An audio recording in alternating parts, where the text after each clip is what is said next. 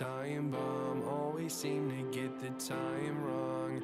Time wrong, I blow up and then they're all gone, all gone. So sick of saying hold on, hold on. A broken state, shaking the ground beneath, running from everything, seems to be the path I lead. And now I'm beating on the floor, wondering why I feel like a ticking time bomb. Time bomb, always seem to get the time wrong. Time wrong, I blow up and then they're all gone, all gone. So sick of saying hold on, hold on. I took a shot on hoping I'd never change. I wonder why I'm always broken. Stuck in time just like I'm frozen, frozen. Now I'm slowly thinking, a product of overthinking again. Hold it in and change my breathing. Settle down and stop repeating amends. I feel like a ticking time bomb. Time bomb. Always seem to get the time wrong. Time wrong. I blow up and then they're all gone, all gone. So sick of saying hold on, hold on. I feel like a ticking time bomb.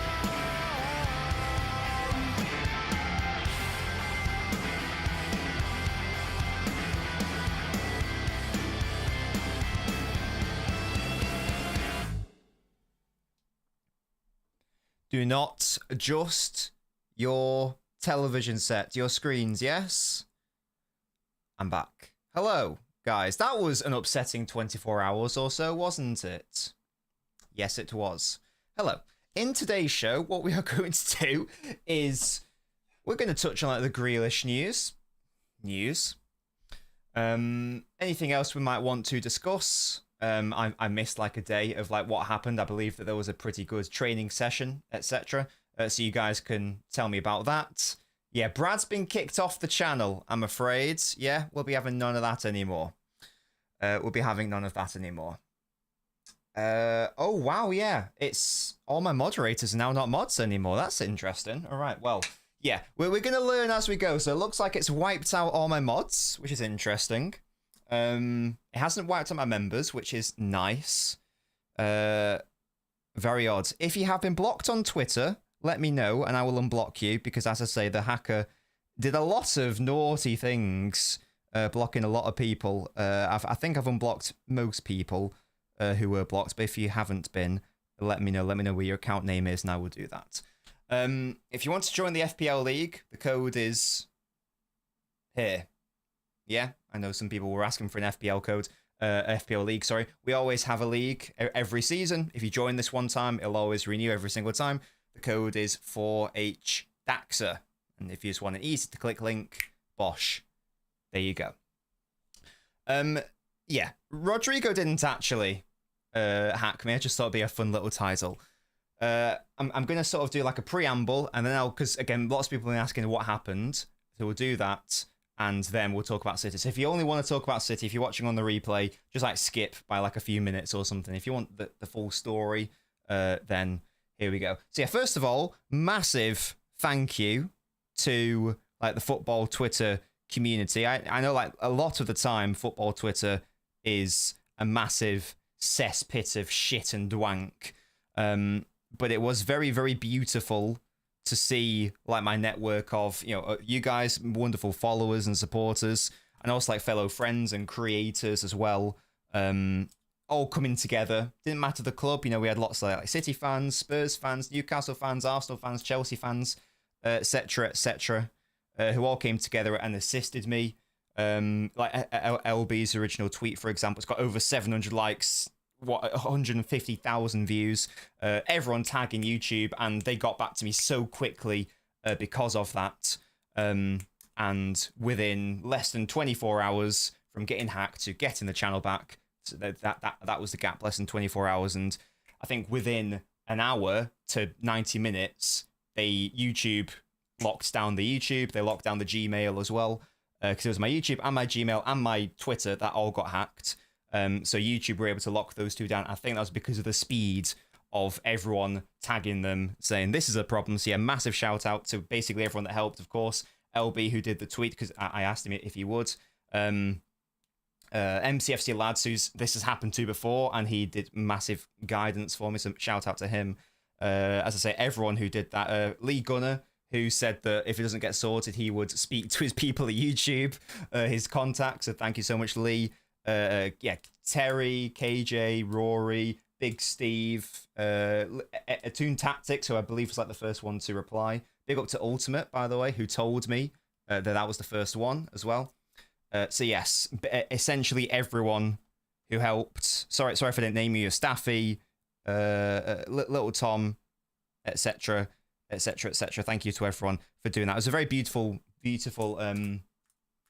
time where everyone assisted me. It was very lovely to know that I had that lovely support network to fall back on. Thank you guys for that, because if I didn't get the channel back, I don't know what I would have done, to be honest with you. So thank you very much to everyone for that. Genuine, sincere thanks for that. I love you all. Again, it can be a beautiful time, you know, when we all come together, just like Band-Aid back in the 80s. There we go. So, yeah, so thank you to everyone. I'll go briefly. How did it happen? Because here's the thing, guys. Here's the thing. Again, if you're not interested in this, come back in like 5 minutes, or if you watch on replay and don't really care how I got hacked or whatever, come back in like 5 minutes. I know that, you know, you guys were calling unk, whatever. However, I promise I am actually very good at understanding when something is a scam, blah, blah, blah, blah, blah. It hasn't really ever happened to me before, to be honest with you. You know, I every single day, I get like scam texts, you know, phone calls, messages, emails, DMs, whatever. So I feel like I'm pretty good at identifying them. One of my close friends, you guys should know him on the channel, Gasky. He actually works in IT. I told him exactly what happened, and he works in IT and like data privacy and security and all that, so he knows what he's talking about in this respect. And I told him what happened, and he said that I basically did nothing wrong. So, and this is how like sophisticated these scams and hacks are getting. So let me tell you what happened. And hopefully, like, you guys can not go, oh, this little idiot got hacked. What a stupid idiot. It's probably his own fault. I promise I've got two-factor on everything and all that bullshit. Yeah, that's already locked in. My passwords are impossible to guess, and they are different across platforms. It is not a case of that. Yeah? This is what happened. Yeah, exactly. The Gasky, yeah. So, I want to say it was, and these dates are important, I think it was on Thursday, I got a Twitter DM from a verified account who was purporting to be a French YouTuber. And that all sounds really weird, and I was confused as well. He didn't have many followers on Twitter, maybe like just over 1,000, that sort of thing.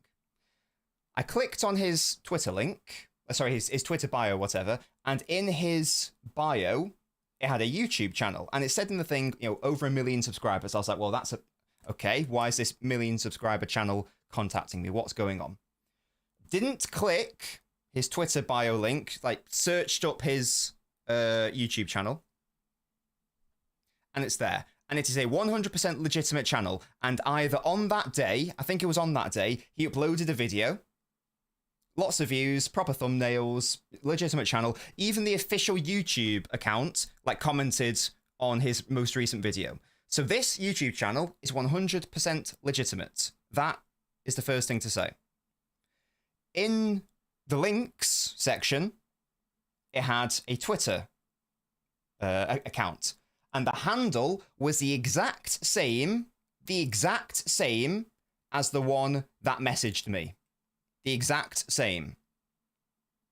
You click the link in the in his YouTube, it takes you to the Twitter. So they are linked, the Twitter and the YouTube. So immediately irrelevant as to why is this million subscriber channel contacting me. The two are linked. So I feel like, as far as I'm concerned, I'm well within my right to think that this is the actual person talking to me. Okay, that's the first thing to say.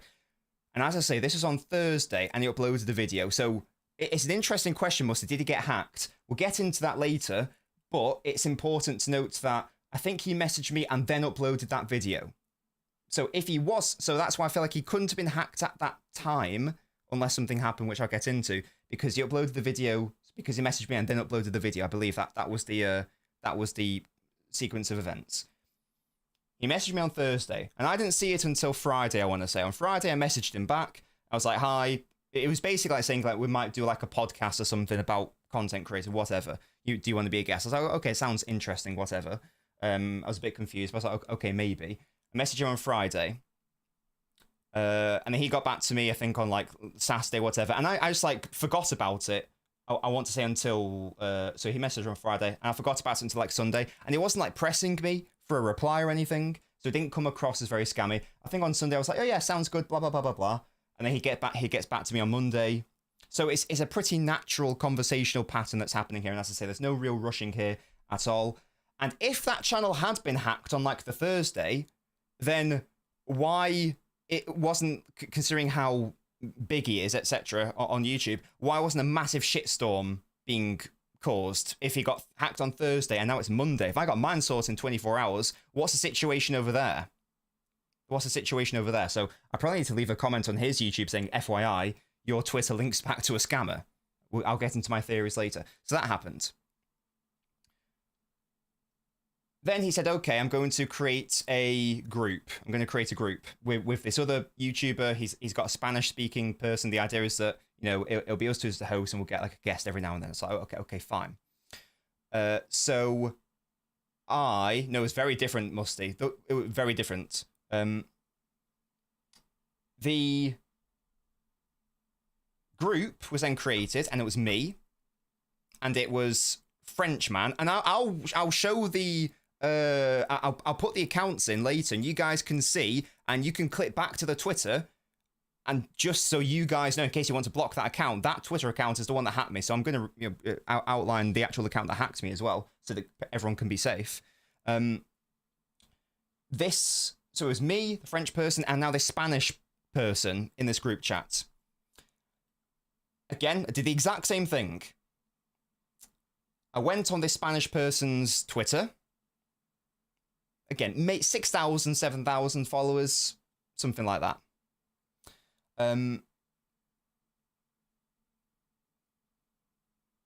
Again, low amount of subs. And again, in their bio, like 2 million subscribers on YouTube. I was like, what is happening here? So again, I'm not stupid. Okay, I am stupid, but I'm not fully stupid. I am still thinking in my head, this is really weird. Like, why are these big channels contacting me? Very odd. But I did the exact same thing. Went to his YouTube channel. Totally 100% legitimate YouTube channel. You know, over 2 million subscribers, a Spanish-speaking person, hundreds of thousands of views, and proper comments, not like bot comments or whatever. A recent upload as well, I believe. Very, again, totally legitimate. And in the bio, it has a Twitter account. And that Twitter handle is the exact same as the one that messaged me. No, these aren't subscriber bots, because I promise these are genuine channels. The French person, for example, literally had the official YouTube account commenting, and they've got videos going back years with lots of views. Like, they aren't fake channels. That's really important to note. And again, in the channel of the YouTube, it has the Twitter account that messaged me. So that's how in my head I was like, right, well, these two are linked, so clearly this is legitimate. And it's not just, and it feels like one person, you go, oh, okay, that's a bit odd. I'll give the handles later so you guys can, in fact, maybe we could do like a coordinated effort to go onto their channels and go, FYI, your Twitter is being used by scammers. That might actually be a good thing for us to do as a unit. So that's the state of play. So in my head, I have verified that these people are real. Now, I do not know genuinely, I do not know what else I could have done there. Why would I not think that these channels, which have been talking to me since Thursday, it's now Monday, and they have their Twitter linked to the YouTube, why would I not believe that they are the real people? Again, had they been hacked, why wouldn't they have sorted it and resolved it by now if they started on Thursday and now it's Monday? Do you see what I mean? So I feel like in the moment I was perfectly fine to feel like I was speaking to real people, regardless of like the size of their channels, and it was a little bit odd, as I say.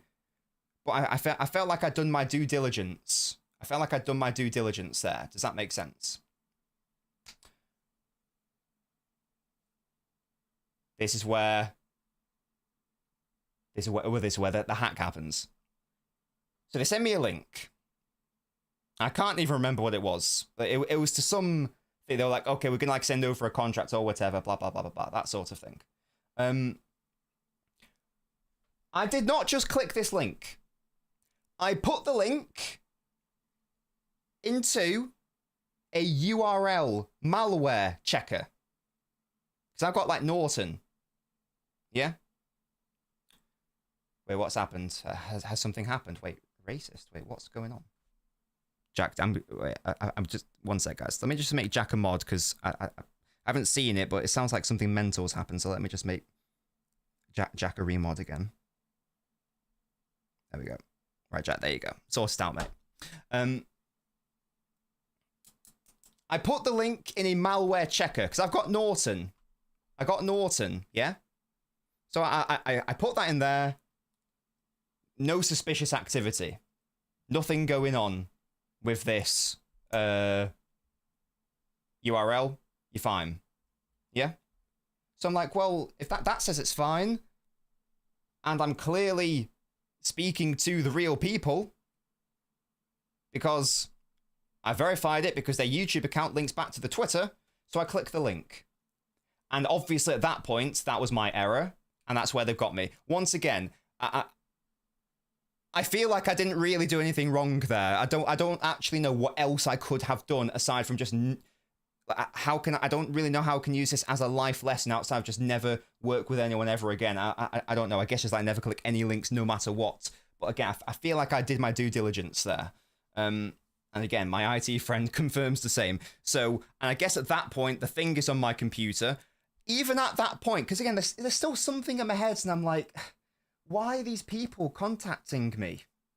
So I ran a malware checker on my PC after I clicked the thing on whatever. And my computer said, nope, nothing's wrong. Nothing's wrong at all. Whether the Twitter account was posing as the YouTubers. Yeah, that's fine, Nico O'Reilly. But again, the YouTube account had the Twitter handle in it. So if you click on my YouTube account, and there's obviously like a Twitter link in it, then it'll take you to my official Twitter account. Now you can say, but Nobbins, you were hacked. And that's fine, yes, but that was resolved over 24 hours.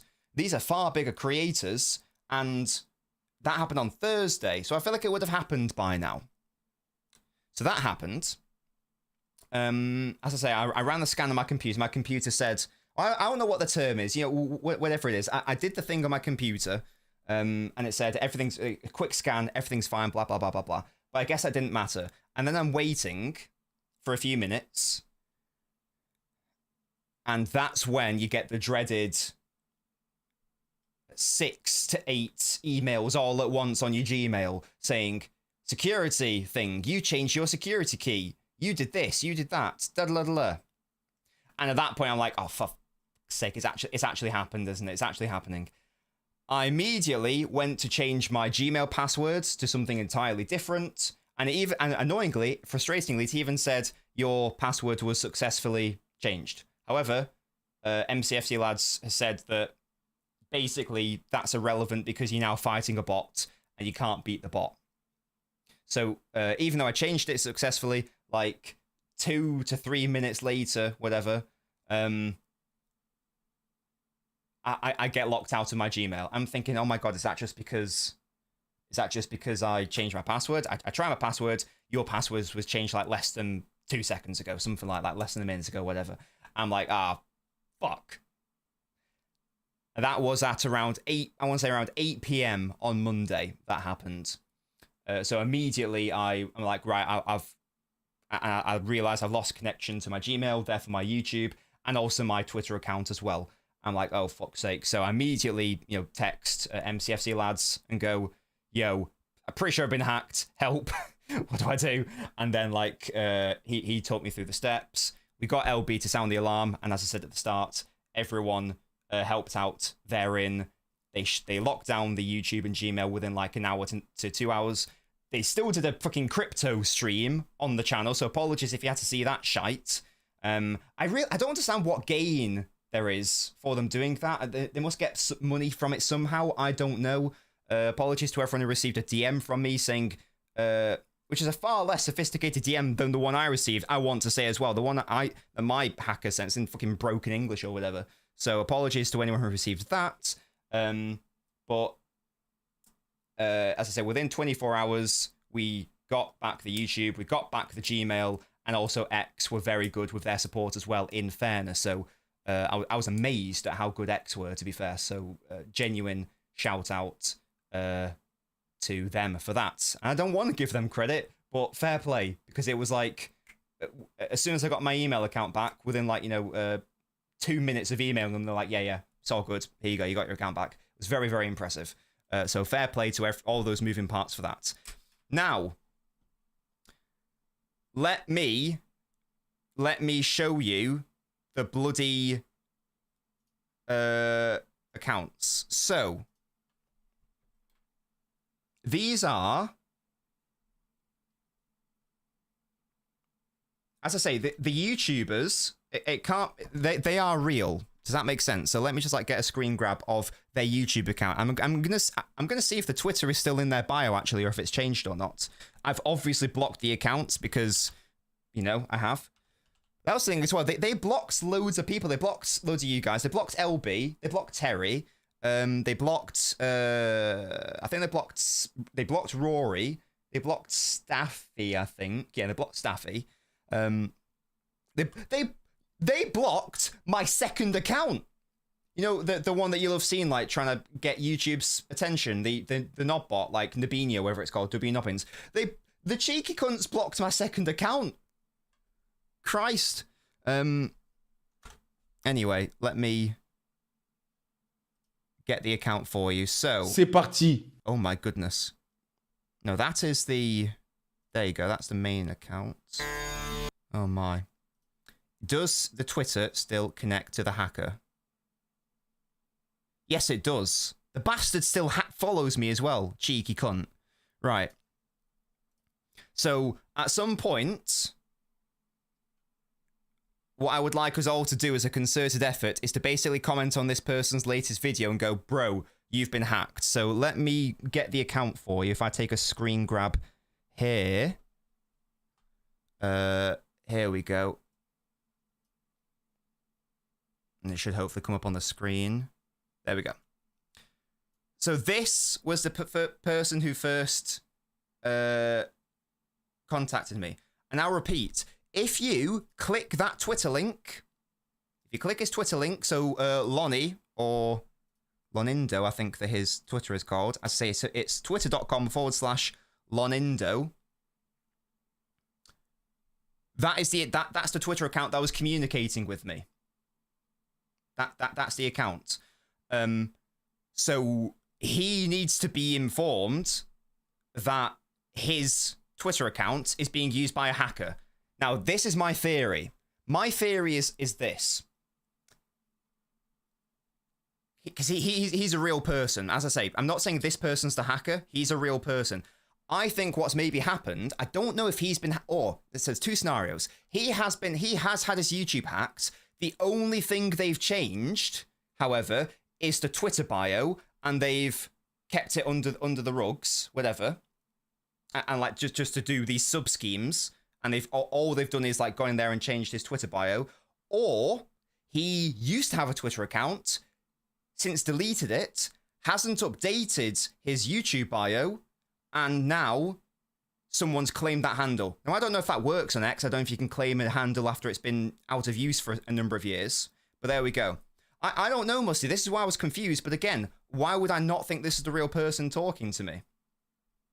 So either way, something has happened. So this person needs to know, wherever, that their Twitter's been hacked. So at some point, if you're watching this on the replay, can everyone please go to this person's channel and say something like, just an FYI, your Twitter has been hacked. Something like that. Because he needs to update that. Because that Twitter could very easily just be going round to other creators or other people and say, look, I've got this social proof. The YouTube is linked to that. So that was the first one. There is another one.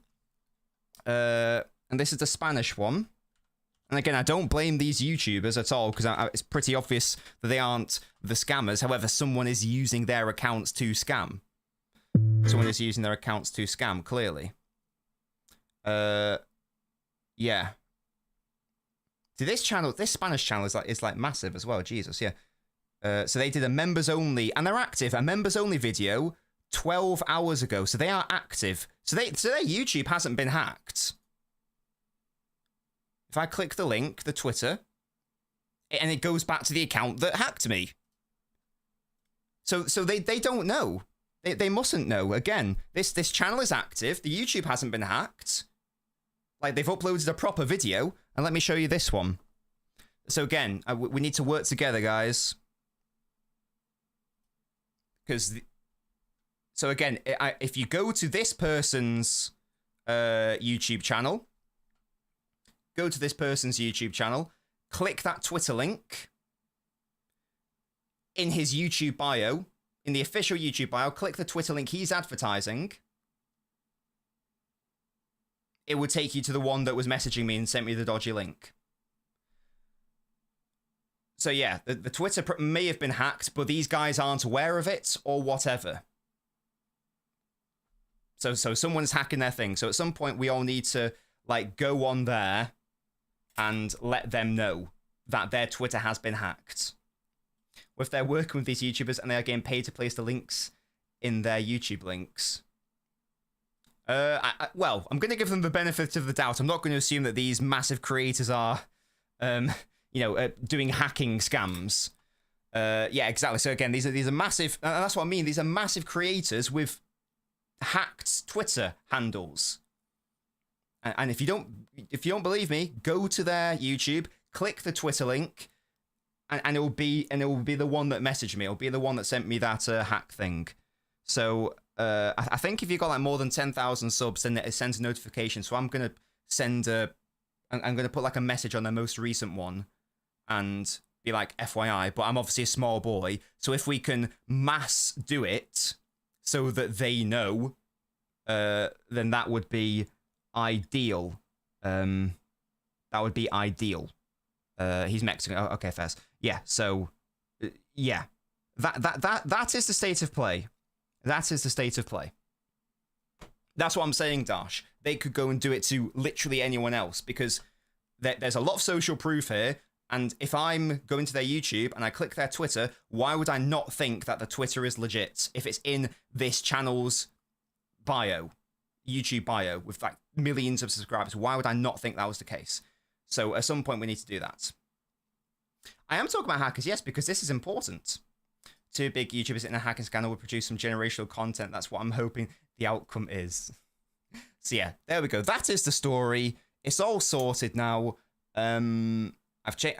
Not that there was a password issue, but I have changed all my passwords. Blah blah blah blah blah, and it's all good and lovely. Yeah, I don't know if they've got a business email. That's all ultimate. So yes, we will do that. We'll do that. There we go, guys. That's an update. Once again, now you understand the context. I feel like I didn't really do anything wrong because of that weird validation that was happening. But there we go. I'll try my best after this stream to notify them. Sorry, I was planning to do an Ask Nobbins, upload on Tuesday. Everything's out of disarray, and I need to still like sort out all my stuff on my computer and whatnot, just to make sure everything's fine. So there also won't be a Twitch stream for tonight based on that. Apologies for that.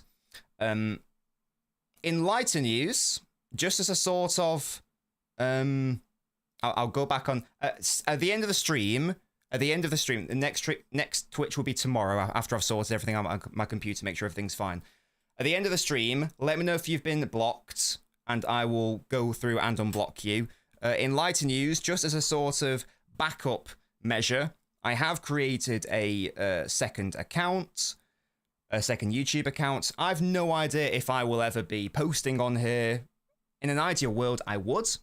But it's just called WNobbins. So if you do youtube.com/@WNobbins, because obviously this is LNobbins, in theory, this is going to be a second channel where I would like to do, in an ideal world, I'd like to do sort of like more neutral stuff. So not just City stuff, you know, like do an analysis of, you know, Arsenal versus Liverpool or whatever on this channel. So if you want to go follow that channel, which is, as I say, brand new, you can go and subscribe, and who knows, maybe we'll, because lots of people do have second channels, like LB's got a second channel, hasn't he? Lee Gunner has a second channel, etc, etc. So there we go. If you want to go follow the second channel, which I will hopefully upload to next season with more neutral analysis, not City stuff, go follow that. Speaking of City though, guys, let's get straight to it, because I've been speaking about hackers for a long time, so let's get back into the let's get into the City situation. I've been speaking a lot there. Big up to you guys for subbing. What's been happening in the world of City? This is a genuine question, because I was not looking at it. I think that... Wait, why is your City channel called LNobbins? Why's your neutral channel is WNobbins? Because WNobbins is a play on LNobbins. I was just thinking of like, what's a fun name for a second channel? I was thinking Nobbins Extra. I was thinking more Nobbins. I thought WNobbins would be a cute little play on LNobbins. Yeah, what's happened in the City world, guys? There's been training stuff. I've not seen the training, because I think that happened yesterday when I was panicking and, like, you know, wanting to cry. Okay, so I saw the Diaz extension. I think that was the last thing I saw. The last thing I saw before I got hacked was the Diaz extension. And rumours of a Rodrygo and Foden extension. I reacted to that, and then I got hacked. I also saw the Grealish news this morning, which we can talk about. But what else has happened, if anything? I know the open training happened. What did anyone impress? Have you changed your minds on any players based on that training? Let me know. Contract extensions, yes, absolutely. Yeah, so I don't really understand the negative reaction to the whole Ruben Diaz stuff. I get it, to be fair, chat, that's what my TikTok's called. I understand that people are low on Diaz right now. I get it that Ruben Diaz stocks are low, but I feel like it's been massively overblown. He wasn't particularly good last year, but no one was, and he had no protection from his midfield or the attack either, really. I think it was someone said he's been bad after the treble. Yeah, I don't think he was bad in 23-24. I thought it was good. So for me, he's had like one bad season, one subpar season, whatever, and that was everyone. So I'm fine with a Diaz extension. He's 28 years old. That's still relatively young for a centre-back. Certainly one that doesn't rely on pace engine. He's 28 years old. That's still relatively young for a centre-back. Certainly one that doesn't rely on pace anyway. So I don't have a problem with like giving him like a 4 to 5 year extension, whatever it is, and that'll be like his last big contract. So I'm pretty happy with that. Of course, we need to lock down Foden, who's got 2 years left on the deal, and of course we need to lock down Rodri, who's also got 2 years left on the deal. So for me, these are all of those players expired in 2027. That's 3 key players for me that we had to lock down, and I'm very happy with that, to be honest with you. So I'm pretty chill. I'm pretty chill on that. In fact, I'm more than chill. I'm happy with that. It would have been a disaster to allow Diaz, Foden, Rodri to get to the last year of their contract, considering how good they are and how much of a key they are as players for us. So that's fine with me. Didn't watch the training because I believe this happened whilst I was being hacked. I think I saw there was a Vitor Hayes rumor. I don't know how valid that was, because that happened in the day of chaos.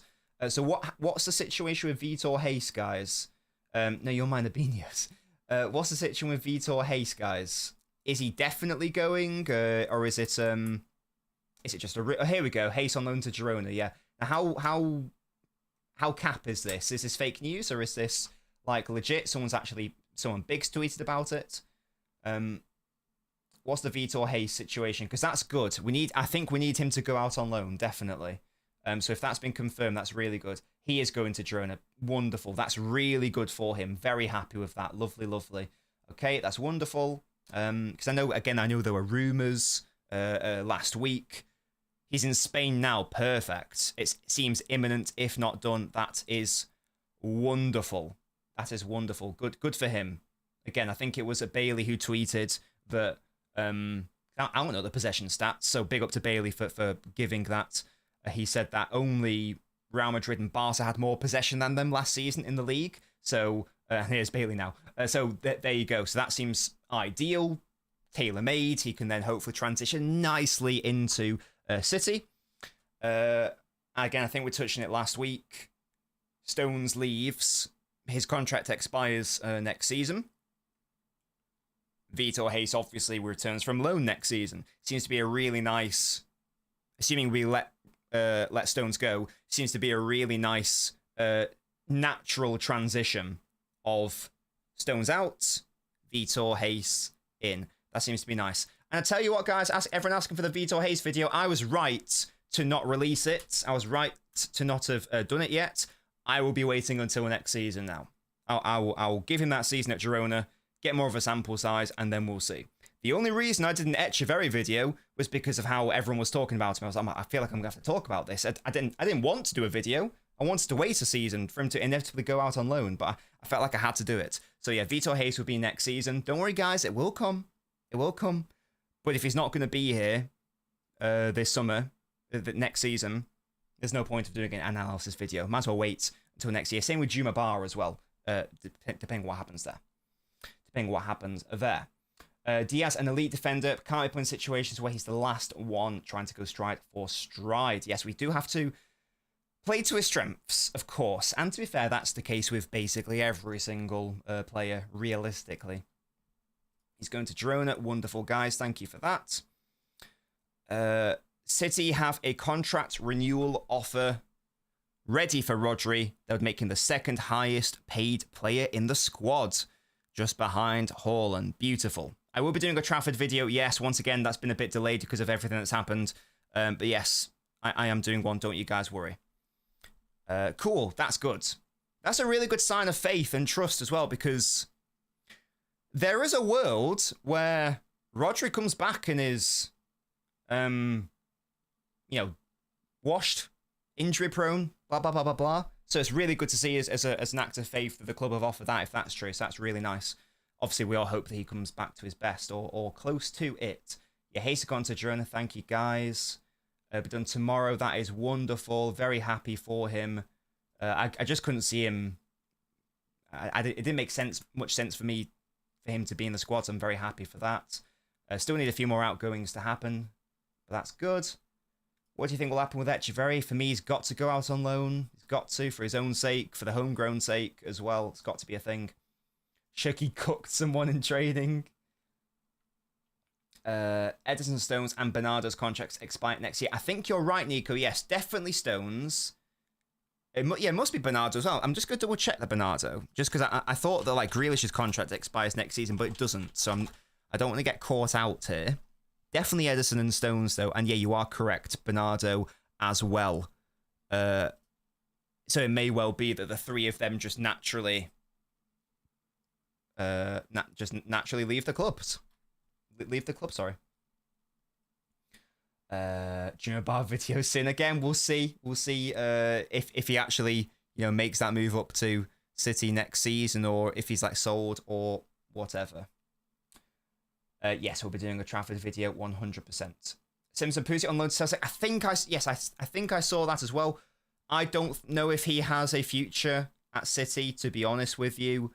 I'd love it if he did. I just don't know if there's going to be that opportunity. But it's lovely for him to get a loan, some first team experience. I'd have preferred it to have not been in the Scottish League, but I wish him well. I'm sure he'll do well there as well.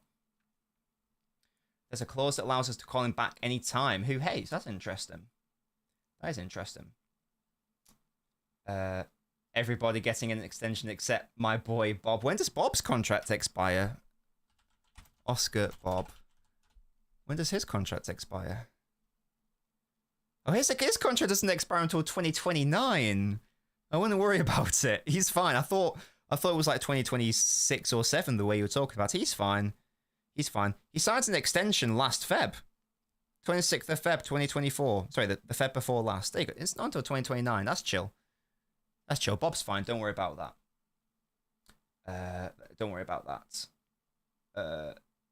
Doku got cooked.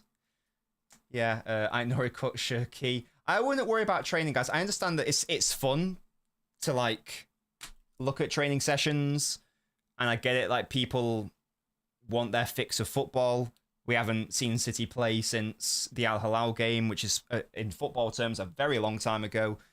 I'm personally not going to put any stock into the training sessions, and that's also why I'm not going to watch it.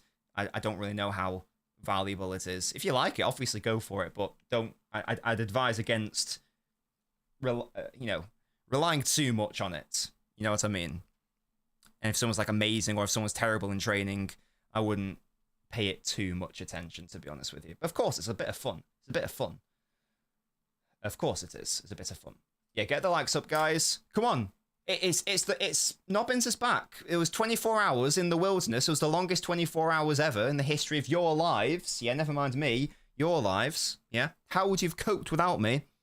Probably like nothing had happened, to be honest. But you know what I mean? Still, get the likes up, guys. Grealish rumored to be going out on loan to Everton. Yes. Now, this is interesting.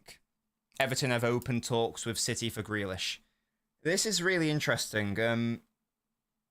Now, the problem that we're going to encounter with any Grealish move is that there is no club in the world outside of like maybe Saudi who are going to match the wages Grealish is currently on. That's not going to happen. I don't know what Grealish is on. No one really knows what Grealish is on. But it's going to be a fuck ton of money, isn't it? Because he was signed as a British record transfer. You don't give a £100 million player a standard contract. You make him one of the highest earners at the club at the time. Because he's a British record transfer for £100 million. The transfer fees and wages do often go hand in hand. It's why it's funny when some people say, "Oh, Enzo Fernandez is barely on that much money. He was a British record transfer. He's not going to be on a pittance." So Grealish will be one of our highest paid players. He's not going to get that money at Everton. Obviously, Everton not going to be able to pay that. No club is going to do that.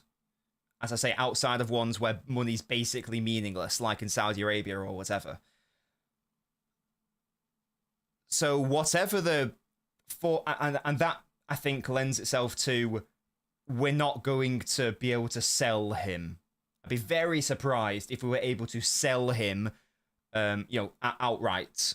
Unless like part of the deal is, we cover a lot of his wages. But whatever the scenario is, we will basically have to cover the vast majority of his wages. Certainly over 50%, maybe even more like 60 to 75% for a club like Everton.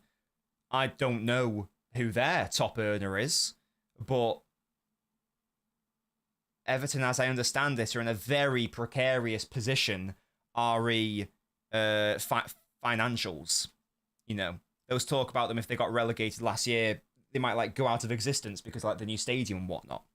So I'm pretty sure they're in a pretty precarious position. A lot of P's there. So they ain't gonna cough up even half his salary. I'd be very surprised if they did. But and I replied to someone on Twitter who said we're gonna pay like the vast majority of his wages though. And sadly, that sucks. But we've got to cut our losses. We've made our bed. We must now lie in it. And we can't have this, sunk cost fallacy thing. We've got to just sort of get rid of this massive burden that is at City. Whether you think he should start or not, and the answer should be not, you can't have that on the bench / not even in the squad. And I think that's where we're at right now. Whether that's right or wrong, Guardiola's position clearly, based on the fact that he didn't take him to the Club World Cup, is that Grealish has zero future at this club. And I think that's the correct call. It is time to move on. It's time to cut losses. And that's a shame. And that's a shame, because I was a very big fan of Grealish. He was my favourite player. He had a fine first year. This is like the sort of like the timeline of Grealish. He had a fine first year. In fact, before I even say that, he was never going to live up to £100 million. Let's just establish that. That was never going to happen. The only player who could have lived up to that was like if Haaland cost £100 million, breaks the Premier League goal scoring record, wins the treble in his first season. That is a player who is worth £100 million. Realistically, Grealish was never going to be worth it. Certainly, especially in a 2021, when we signed him, that's a lot of money. If you look at all those football inflation calculators, Grealish is still like second or third. He's very high up there. So at the time, it was a lot of money as well, of course. He was never going to be worth that. So it's pointless saying, oh, but he wasn't worth 100 million in this season. He was never going to be worth 100 million any season. So that's the first thing to note. The first season was fine. He was fine. And when you consider all of the other City-wide players under Pep, every single one of them has been fine. They've been below the level you would like them to be. This is something I've said on the channel a lot. Sterling's first year of Pep was only fine. Mahrez's first year was only fine. Leroy Sane, don't know if I said him, was only fine. Doku, only fine. I actually think Savio was good. I would actually argue that relative to what we would have expected, relative to the context of the player, I actually think that Savio has an argument to be the best first season winger under Pep at City. I can't think of a better one. If you guys can think of one, let me know. I actually think Savio's might be the best debut season. So I'm fine with this first season being fine. Second season, I'm not going to allow revisionism. He was fantastic in the treble winning season, and he was very important to winning the treble. I'm not having it that you could have swapped him out for any old left winger and City still would have won what they won. I'm not having it. That is not fair. You can't say, oh, Isaac Newton, you don't get the credit for coming up with like the theory of gravity and whatever, because it would have happened to anyone. You know, someone else would have come along if you hadn't said it. You can't do that. You got to give people their due. And in that year, aside from Haaland, he was truly the only player from the start, and even Haaland, actually, I'm going to actually say Haaland, because he had a period where he was a bit poo-poo for like a month or two. He was the only player in that treble season where he was consistent from the start to the end. The first third, most players were fine. Second third, a lot of our players were bad. Grealish was our best performer in that period. And of course, the final third when we ultimately won the treble. So I'm not having it that he wasn't important or wasn't good. Let's look at the actual... You don't even have to look at the performances. Just like look at the actual like output in the context of how important some of those games were. Got the assist against Arsenal to knock them out in the FA Cup. Got an assist against Chelsea at Stamford Bridge. Got a goal against Liverpool at the Etihad, I believe. I know we lost the game because of bullshit refereeing. Scored the opening goal at Old Trafford. Missed the defeat at Anfield. and we probably needed a player like him on the pitch. Missed that 3-3 against Newcastle, and we needed someone like him on the pitch. Scored, arguably, the most important goal of the Premier League season against Arsenal at the Emirates. Arguably the most important goal because Arsenal were ahead of us at that time, so he had to win that game, and his goal was the one that won it. And there are loads of other moments as well. Got Romero sent off at Spurs as well. Did loads of stuff that year, and the individual performances in the Champions League, quarterfinals, semi-finals was ridiculously good. Everyone was poo-poo in the final, yeah? Everyone was poo-poo, apart from Stones and Diaz, probably. Like, maybe Ake, whatever. So I'm not going to allow that treble season to be undersold. The season after, injuries. Bad. Such a shame, because whenever he played, I actually thought he played well, but he was injured basically throughout that whole season. So I've got to say it was bad overall. And yeah, last year, bad. Just bad. A whole year without scoring a goal is horrendous and unacceptable, and I will not defend that at all. It can't be defended. Last season was shit and horrendous and horrible. Got an assist against Bayern, big up. There you go. So it's been a weird year. First season, fine. What I would have expected for his first season based on precedent. Second season, brilliant. Won the treble, excellent. Third season, I have a lot of sympathy for him because he was injured a lot. And when he came back from injury towards the back end of the season, he was very important in a couple of those games. The Crystal Palace game and the Aston Villa game. He was exceptional. In fact, I think in the Crystal Palace game, he was involved in all 3 of the first goals, something like that. He was fantastic in those games, and they were must-win games as well. So I will give him a little bit of credit towards the back end of that season. I do think that him being on the pitch was in those games was vital to winning those games. Injured, though, of course. We can say it's not his fault. Whatever. But last season, I'm sorry, it was his fault. It just was. I know there were times when he got injured, like against Real Madrid, and that is unfortunate. Blah, blah, blah, blah, blah. But ultimately, he didn't apply himself enough. Even throughout all the games when he was good, he should have had more direct output in respect to the goal scoring. That is on him. That is his problem. Yeah,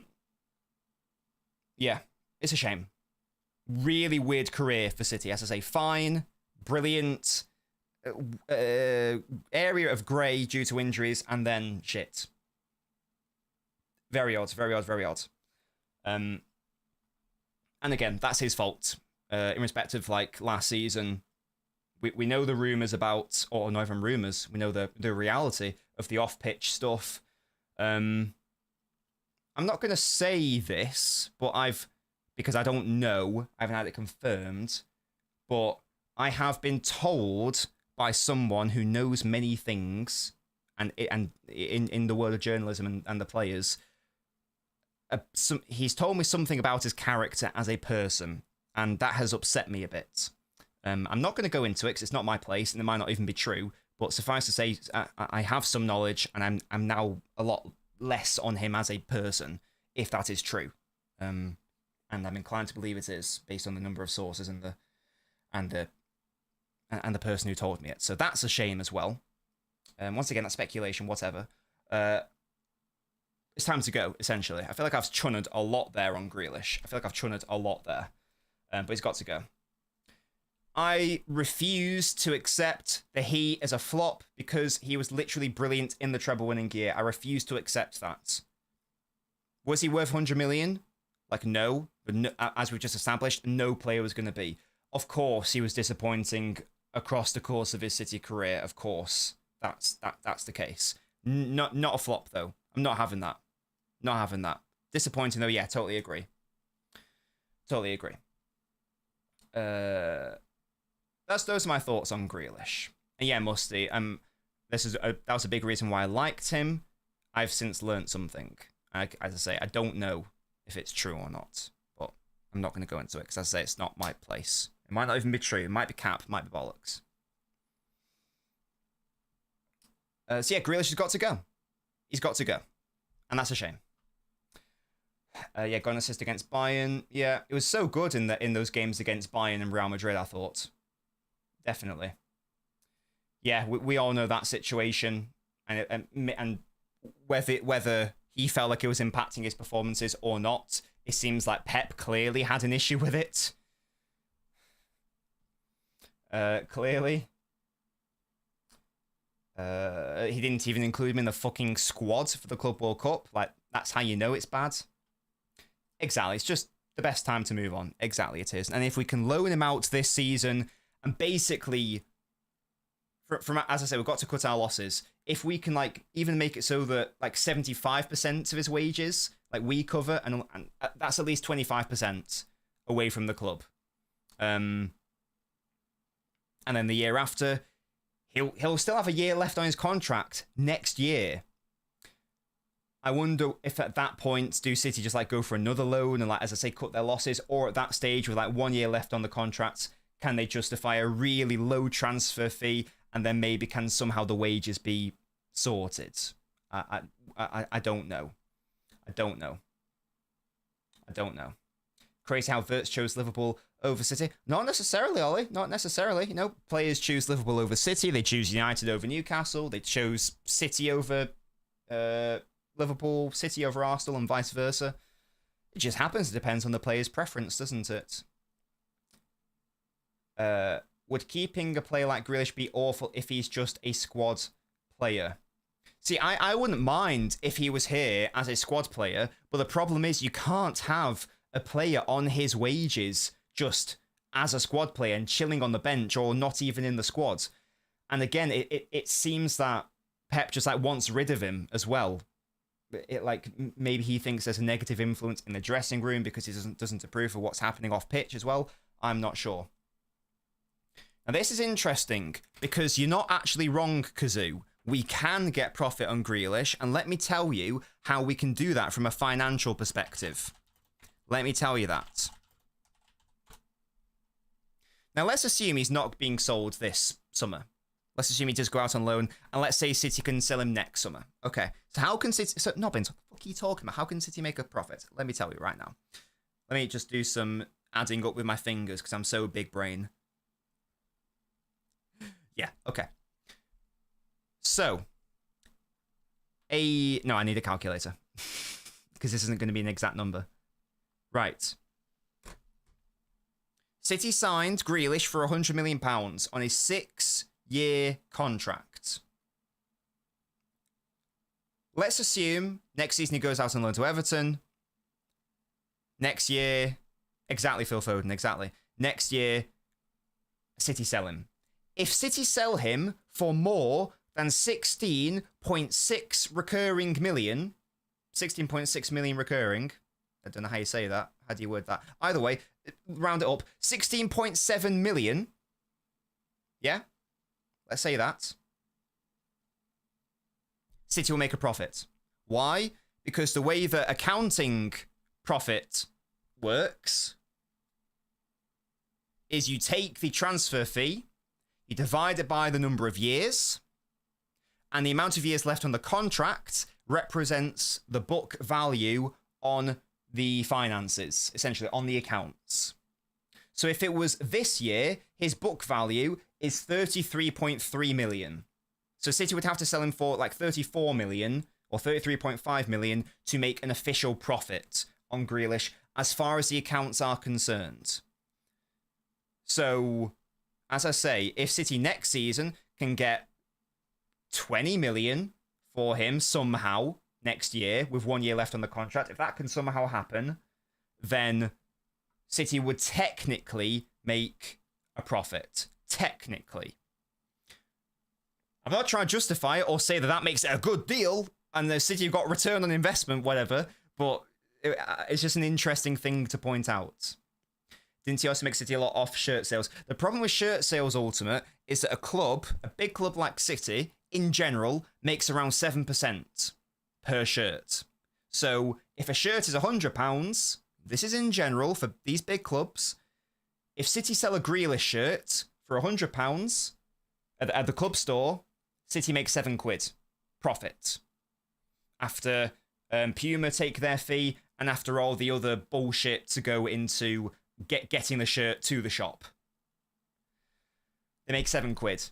So you would have to sell a fuckload of shirts for that to be even remotely relevant for the transfer fees we're talking about. This is why, you know, when Ronaldo re-signed for United and everyone's like, oh, he's already paid his transfer fee in shirt sales. Guys, No, that's not how it works. We're not going to change maths or accounting. Yes, it's not happening. So there we go. Accounting, football finance lessons with LNobbins. We love to see it. I would love that, Sarthak. I would love it. Yep, definitely. 100%. I'd love that. Shoki can get his number 10. Yeah. Yes, we can technically. Loan with 35 to 40 million obligation to buy would work. IMO says B. Again, I guess the problem would be when they buy Grealish, he's not going to take a pay cut, you'd assume. Are Everton going to pay similar wages? I doubt it. So I guess it depends on the club, doesn't it? Big up to Nick. Thank you so much. You beautiful human being. Can we have massive W's in the chat for Nick, who's already one of my beautiful members? If you received a membership, here we go. Sarthat, KDB Prime, Kazoo, Blessed the Citizen, Julio. If you got a membership, be very grateful to Nick for doing that. And if you didn't get a membership, I don't care. Be very grateful to Nick for doing that, because that was 5 Fnatic Ultra memberships. So thank you so much, Nick. You're a beautiful human being. Thank you for always supporting the channel. I love you. Can we, hold hands? Can we, Nick? Everyone W's. I want W's. Thank you, Nick, so much. Beautiful human being. What a cutie. As I say, let's touch hands and hold hands and all that. Yeah, book value, exactly. Best scenario, Grealish goes on loan, performs. Exactly, yeah. Now, it's for his sake as well, because he can't be happy, can he? He can't be happy with the situation at City, surely. So he can go try to revive his career, because it's all England as well. He's not going to get anywhere with the England squad right now, is he? So he needs the game time for his own sake to try to prove, or in his eyes, I guess, prove lots of people wrong, I suppose. Yes, we've touched on that. Sadly, it's only around 7%. 7% is a bit mental. Who else other than the club and the manufacturer get a percentage? Well, the main amount of money goes back to Puma, because the chief source of income from a shirt, from a kit sponsor, whatever the term is, the main thing is the how much is City getting? Is City getting £100 million per year for the next 10 years to make $1 billion? Is that right? That's the key bit of money that City gets from a shirt partnership with a manufacturer. It's the big hefty lump that they get every single year from Nike, from Adidas, from Puma. That's the way the club makes the money. It's the manufacturer who makes the money off the shirt sales. They get the vast majority of the profits. So that's how it works. The club benefits from, as I say, the lump sum, which I believe for City would be 100 million a year over the next 10 years. The club gets the vast majority of the shirt sales. So there you go. Football finance with LNobbins. Yeah, big up to Nick again. Absolute beautiful, beautiful human being. What are you taking a photo of in that picture, by the way? Is it me? Better Abby. Better Abby. Yeah, big W's for Nick. Absolute cutie. Who do you start between Eddie and Trafford? I'm starting with Ederson. We touched it on LBins earlier in the week. There will be a period of time where, based on the last 2 seasons, Ederson will get injured. Based on the last 2 seasons anyway. He's not an injury-prone keeper, but he has been injury-prone the past 2 seasons. If that happens in, I don't know, November, and he's out for 2 or 3 games, in the past, Ortega would come in, but the understanding would be, okay, now Ederson comes back in regardless of how Ortega performs. Ederson comes back in. Now the paradigm has shifted. There's no point in bringing Ederson back in if Trafford's performing. So I think that for continuity, Ederson should start. Give Trafford, of course, the cup games. Maybe even give him some Champions League games. Ease him in naturally. And it totally depends on the context of the season. Because if City are in a title race, and it's March, You can't, your plan at the start of the season can't be, right, in March, we will do the transition, so Trafford is the number one. You don't change your starting keeper if you're in a title race or in a top 4 push. Conversely, if we've like won the title by then, or we're like definitely second, but definitely not going to win, but definitely not going to be like less than 5th, then at that point you can do a natural transition. So I'd start with Ederson because he's more experienced. I've got more faith in him right now. And I think Trafford does need that time just to get accustomed to the side and settle in and blah, blah, blah, blah, blah. But I would absolutely be looking, totally agree, Musty. I would absolutely be looking for an opportunity to embed Trafford in as quickly and as naturally as possible. And if that's done with an Ederson injury, and then Trafford performs, and to a better degree, or if Ederson starts the season and he's putting in Club World Cup performances, then it's a different conversation, isn't it? But for me, I'd start with Ederson. Big up to you, Spartacus. Thank you for renewing. Beautiful man. Oh, you've got a very good random player. A shirt sponsor. So this is your message. A shirt sponsor is basically selling the rights to sell a shirt to another company. Exactly. Also, can we start a hashtag #LBoard? Also, kind of dodgy that Saudi are overpaying Nunes and Liverpool are overpaying Isak. There's a lot going on there. Can we start a hashtag #LBoard? What, because LB's bald? I mean, we can do. Thank you so much, Spartacus, as always, for your generous support. I don't think Echeverri wants a loan. He's gonna. I feel like he's gonna have one. I don't know why. I don't know why he wouldn't want a loan. It makes sense for him to have a loan. Newcastle getting cooked. I feel so sorry for Newcastle, man.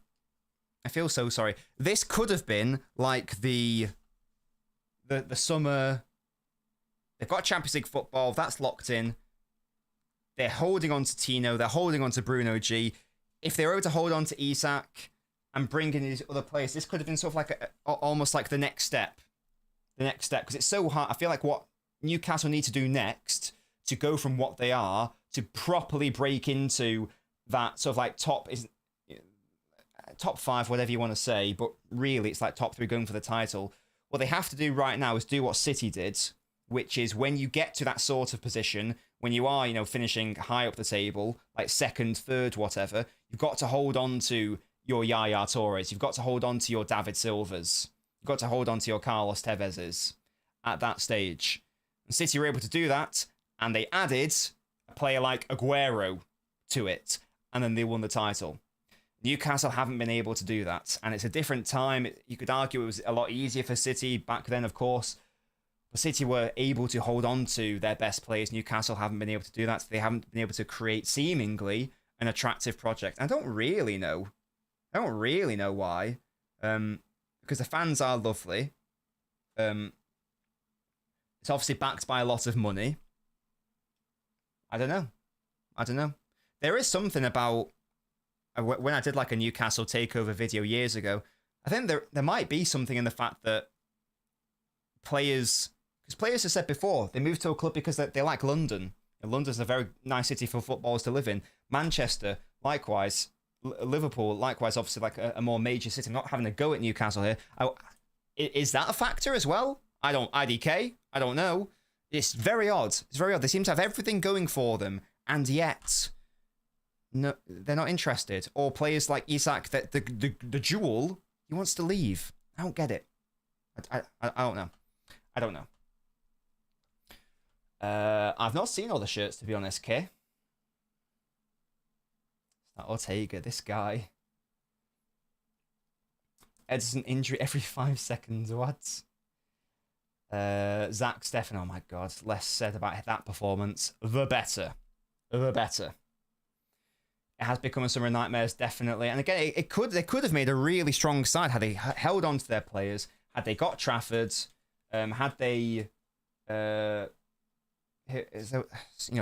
basically all the players they were linked with. If they were to get some of them, if that's fair, Dave.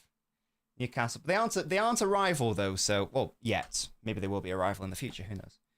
Newcastle can't catch a break. Rejected time after time. It's not easy indeed.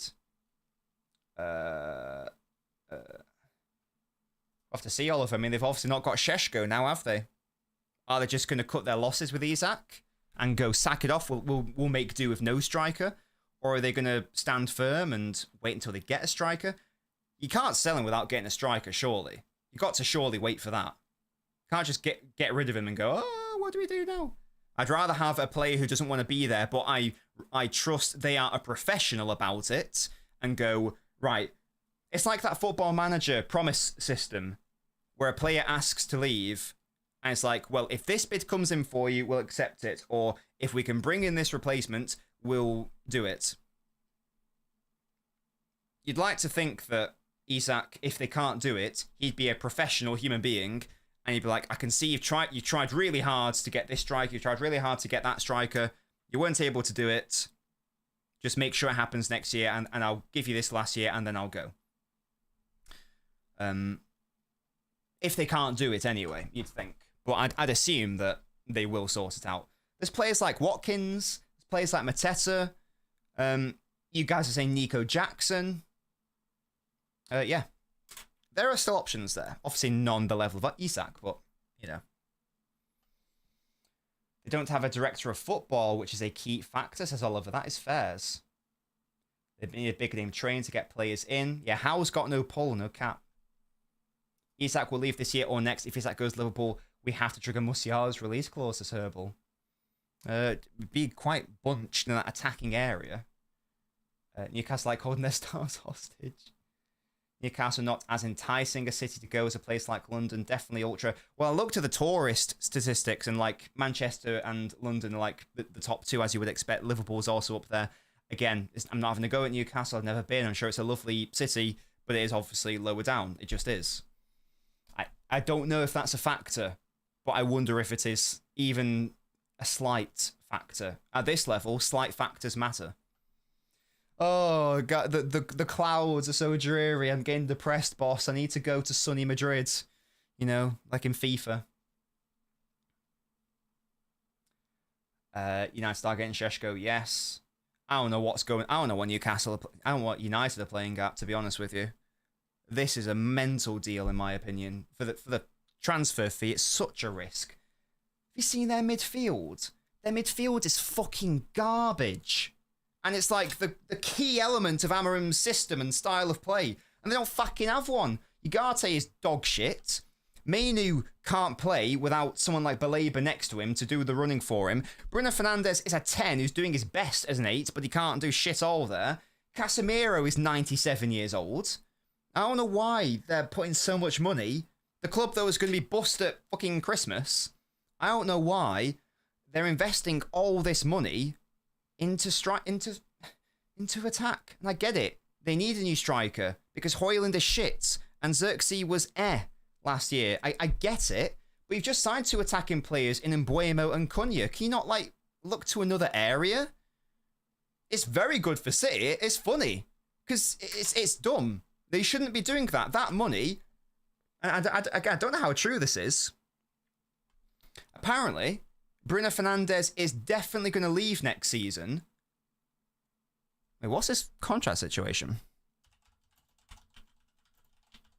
I was on the top 6 and Terry said that Fernandes is definitely leaving next season. But his contract doesn't expire until 2 years. Well, either way, he's apparently leaving next year. I don't know how true that is, but that's what I was told. But United could sell him now and get like 100 million. That was apparently the paradigm. I'm sorry, why not? Because he doesn't fit the system if you're not going to play him advanced. And for whatever reason, Amarim ain't doing that. He's a wonderful player, but not the way Amarim's using him. Why not sell him for 100 million quid, sack off Sheshko, and use that money, the 100 million from Fernandes, and whatever they're going to waste on Sheshko, and get Baleba. People saying, well, it's too much money. You've just made 100 million from Bruno. That'd be worth it. I don't care. He would be worth it for them. Expensive, yes. Overpriced, sure. Worth it to Amarim's United, 100%. If I was a United fan, I'd be fuming that was the situation. I would be fuming that my club was not getting rid of this £100 million player who doesn't even fit the system the way Amarim's using him. Why wouldn't you then create a midfield duo of Baleba and Mainu? That would be unbelievable as a midfield duo. That would be unreal. It's got so much, that midfield. Again, fine. You do you. You do you, United. You do you. And keep finishing in mediocrity. It's not a problem to me. I want you to be shit. But if I was a fan, I would be disgusted at this prioritization. That's not a fucking word. Prioritizing areas of the pitch. They don't fucking deserve it. I don't get it. Anyway. I'm angry. I'm angry. And I'm not even a United fan. I can't even imagine what Gasky's feeling. Unbelievable. You need to leave, Musty. You need to leave. Yeah. Crazy. That's how passionate I'm getting. And I don't give a fuck about United being good. But I can't get over how shit their business is. It's so infuriating as like someone who just like likes, I guess, good decision making in general. And as I say, I want them to keep being shit, of course. Keep doing it. It's great for me. I can't believe it. What are we doing? What are we doing here as a society? We are a society. What's going on? Anyway. I don't know, Iron Man, because I'm getting annoyed because of how moronic it is, I guess. I don't know. It's very odd, isn't it? Anyway. Christ. Does Amrin get sacked? I'm going to say no. I'm going to say the United finish, like, 9th, and the club will give him, like, another year, because he's, like, their guy. So I'm going to say that's what happens. And they'll give him, like, another transfer window or whatever. If you're going for a manager like Amarim, you've got to just go with it. You just got to go with it at that point. Even if he's flawed in how he sets up his sides, but that's his problem. Of course. I'd love if they got relegated. Of course I would. It won't happen, though. Sadly, even though the players are shit, they're not shit enough to get relegated. It's a good thing for United that last year was, I think, the worst year in terms of relegated clubs getting points. It's a good thing that 2019 and 18th in the league were dog shit, because otherwise they would have been in a proper relegation battle. We love to see it, Kazoo. We love to see it. It's Colin. He's in work. Would you rather Wharton or Belabor? I think Wharton's next. Rodri replacement.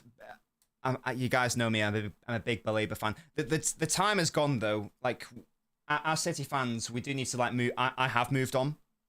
We went for Nico and Reinders instead. So we're not going to get Wharton. We're not going to get Belabor. It didn't happen. We might get someone like a Gibbs White next year if Bernardo leaves. We'll see. But I'd be very surprised if we got that sort of mold of player. Very surprised. Yes, bro. United fans justifying Šeško by when they were cooking Arsenal for it, says Sam. Yeah, I just don't... I don't know. I'm not going to say that Šeško's shit, because that's not fair, because he obviously isn't shit. But it doesn't interest me, really.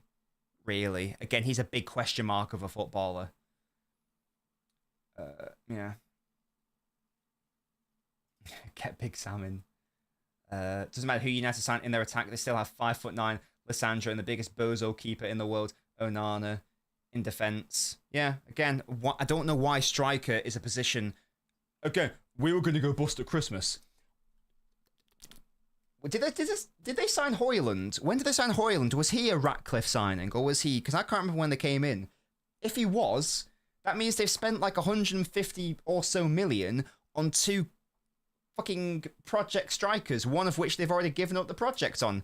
And their midfielders, you know that meme where it's like they're playing with like the kid in the pool and you go to the bottom of the ocean and it's like a skeleton. That's their fucking midfield going on. Mainu's being hung out to dry. Poor guy. Poor guy. He deserves a proper partner. Give Mainu a proper partner. Christ. I think that in the season that West Ham got relegated, that United in that season would have been relegated. I believe so. I believe so.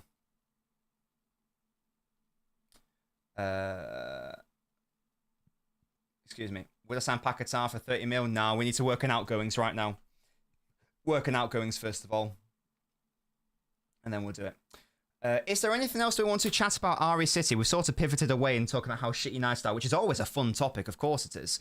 How we're doing on likes. We're doing all right, but I want 150. Come on, guys. Come on, guys. Over 200 people watching here. Oh, no, never mind. We have got there. I just refreshed it. Okay, I take it back. I'm not going to ask for likes anymore. I take it back. I take it back. Should we rescue him? I wouldn't mind it. I wouldn't mind it at all. They're going to have to make another 300 dinner ladies redundant now. Yeah, like, this is so wrong, man. This is so wrong. Like, the weird just... Because I listened to that whole interview with Ratcliffe and Neville. Such a bizarre justification for all the weird cutbacks that they're doing. But then they go and spaff on Hoyland and Sheshko like that. It's like, what is the truth? What is going on, guys? What is going on? And they spent bare loads last season as well. How much was Ugarte? About £1 billion or some bullshit.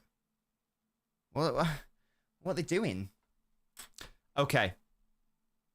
If you were blocked on Twitter, put your username in now. Put your username in now. So I know who to look out for. I'll go to my... How do I see who I've blocked? I've forgotten. Settings. Privacy, is it? Yeah, here we go. Blocked accounts. Okay, if I've got the blocked accounts in front of me. If you have been blocked, if you were blocked yesterday or whenever it was, put your username and I will unblock you. Check that I haven't already unblocked you, because I've already unblocked a fair few people. So double check that you are definitely blocked before doing that. Thank you very much. That'd be very helpful. Sam Louise. See, I feel like I've already unblocked that. Or I feel like I remember that name.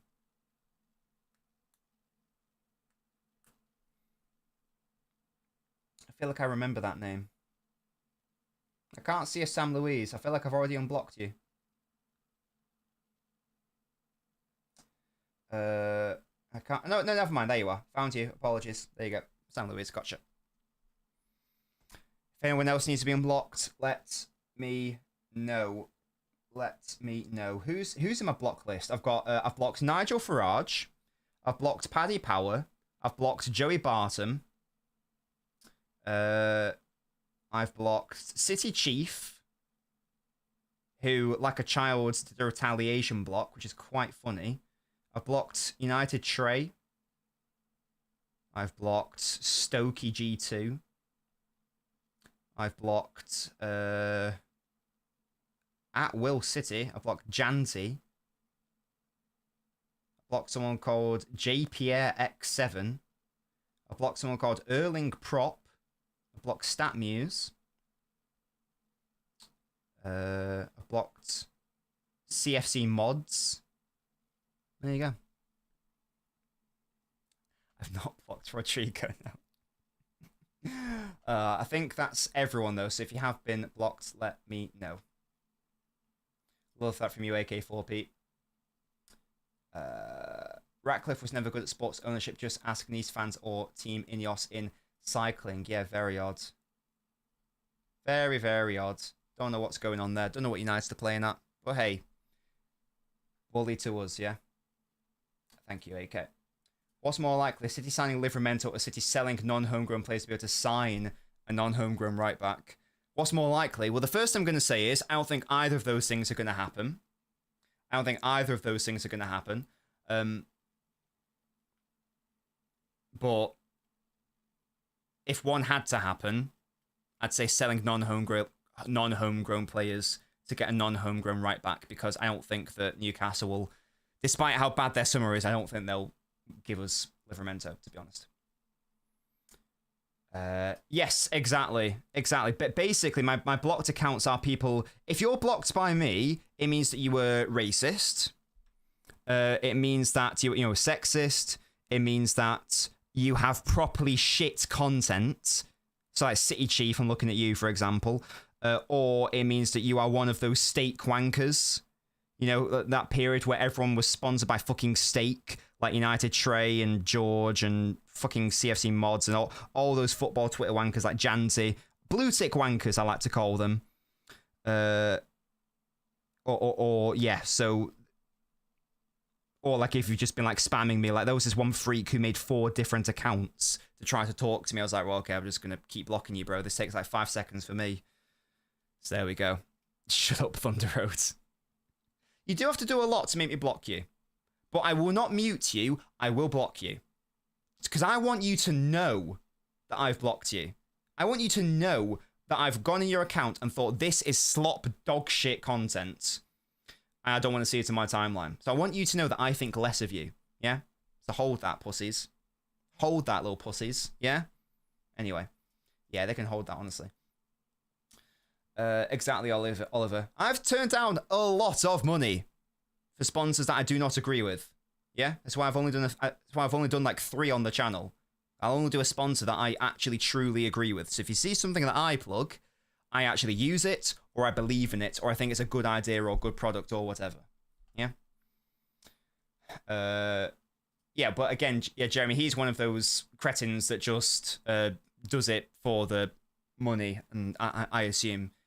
Because you like cross-reference these people's takes, and they contradict one another. Because it's whatever the flavor of the month is. It's when you know, like when Palmer is on fire, it's like, oh my god, Palmer's the best player in the universe. When Palmer's on a downward spiral, is it now time to talk about how Palmer's really overrated? That sort of thing. That sort of thing. It's like, you actually don't have anything to say. You don't have anything to say outside of bollocks, yeah? And I don't want to see bollocks on my timeline. If I wanted to see bollocks on my timeline, then I'd sign up to fucking OnlyFans, yeah? And I'd search in bollocks. I don't want to see that. So, you know what I mean? I'm ruthless, absolutely. You should go over everyone you blocked and why you blocked them to Ultimate. Or maybe that can be a member video. I don't know if that would be that interesting right now. Or maybe on Twitch or something, I'm not sure. Yeah. Yeah, exactly, Marcel. A lot of gambling, a lot of crypto stuff, a lot of AI stuff. What else? There were some products that I turned down because I thought they looked shit. There was like an app, like a BTech foot mob. I was like, this app, I was like, I'll give you feedback. This is shit. This is shit, and I cannot sell this. I cannot advertise this to my viewers in good conscience because this is bollocks. I'm sorry. Yeah, loads of stuff. A lot of money, by the way, has been turned down in the in the name of having ethics and trying to be a real creator. Yes. So again, if you see something that I plug, I believe in it. I use this chair every day. It's a sick chair. I plug this chair, sick chair. For example, that's one of the things. I know, Fenway, I know. What a fraud I am. Thank you for the super chats, Makanga. How would you utilize Stones, assuming his legs work? I'm not being funny. If Stones' legs work, he might get in. He might just start.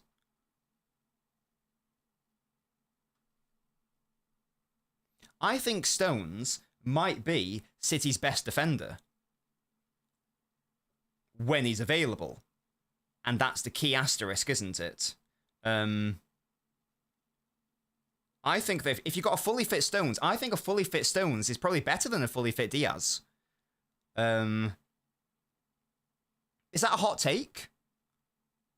I don't know if that's a hot take. What do you guys reckon? If you've got Diaz at the peak of his powers, or Stones at the peak of his powers,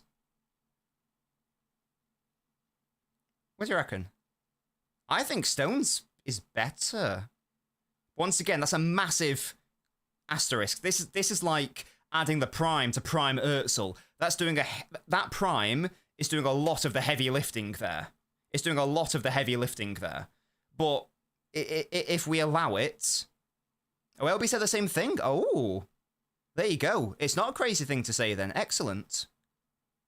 And that's the problem, isn't it, Dave? He is going to break down. But I do feel like if you have them both at the peak of their powers, again, that's a big if. I do think Stones is the superior defender. Certainly the superior player. Diaz is the better box defender, but I would rather have Stones. I feel like he offers more. Yeah, Stones always if fit, and again, that is the big if, isn't it? It's a shame. It's a shame. You know, it's like, was if he were able to stay fit. I think he's only had one season, maybe two, where he's properly been able to avoid injuries. Was that 21-22 when he had that partnership with Diaz and then the treble winning year? Apart from that, nearly every single season's been marred by injury in one way or another, I feel like. Such a shame for him. Such a shame. I reckon he'd probably be universally agreed to be like England's best defender as well. Again, and that's mad to say because there's John Terry, there's Rio Ferdinand. I don't care. I'm not going to say he's better than Terry or Ferdinand because what's happened has happened. But in this hypothetical world where he was able to stay fit, I do think that he's probably tops them all. I think so. Such a shame. Such a shame. Was it 2020-21? Thank you, True Citizen. It's a shame. Literally no other defender can do what he did against Real Madrid. No other centre-back can do that, like who's currently playing right now. I'm very confident of that. I don't think you can name one who can start in midfield, in and out of possession against Real Madrid. I didn't even think he could do it. I was dead against that. I was like, no, I don't want that. And yet. Now, big up to Sports Bible, to be fair, because I wasn't advertising the thing. That was very different. And you, as a halal guy, Musty, you confirmed that was chill. Big up Dave Watson. To be fair, Dave, that was one of my mum's favourite players. Big up Dave Watson. More people should know about him. England's best centre-back in that period, in the 70s. Big up to him.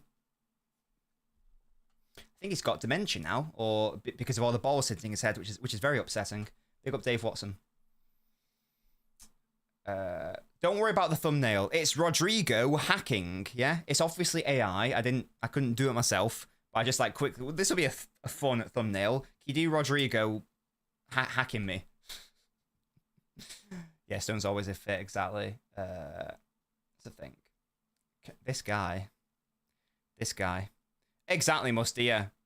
Ain't no one doing that. Starting at right back, going into the right of a diamond, only Messi getting more dribbles than him. Ridiculous guy. He had a treble winning system named after him. He had the fucking Stones roll named after him. The Stones system is what that shit is. Literally, that won the treble. I think, we were talking about, Grealish and the importance of him. Stones was inarguably, objectively, the most important player in City's treble-winning year. Not the best, because that was Haaland. Not even second best, because De Bruyne was better than him. But in respect of importance, Stones was the most important.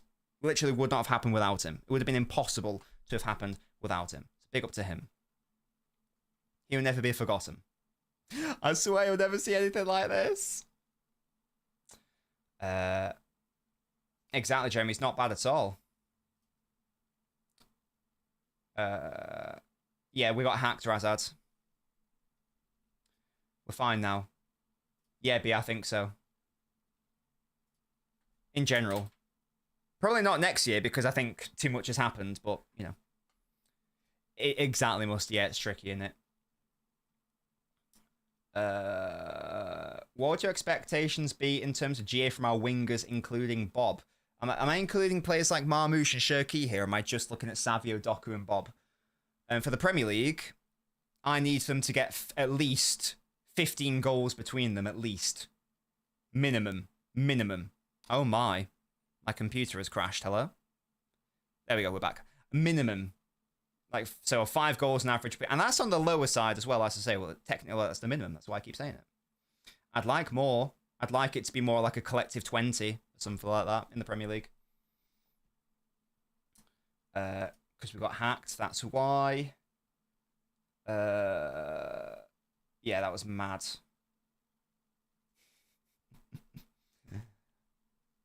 I won't be salty, Ian. If Rodrygo joins, I will support him, and I'll be happy. But let's be honest. He's not joining, and it would be a bad signing if we brought him in for a number of reasons. A number of reasons. Gay could be available on a free. He seems destined to go to Liverpool, doesn't he? Yeah, focal point. He was the system. It was him. And he was more important than Rodri. I don't care. I'm saying it. I'm saying it. Couldn't have the Stones system without Stones. We can have Rodri second most important, I guess. He's underrated. Yeah, it's a shame. Can I do the signings tier list LB did on stream? Well, not right now because we have been live for a minute. We can do it in the future though, maybe. I just have to like set it up. Like maybe next stream we can do that.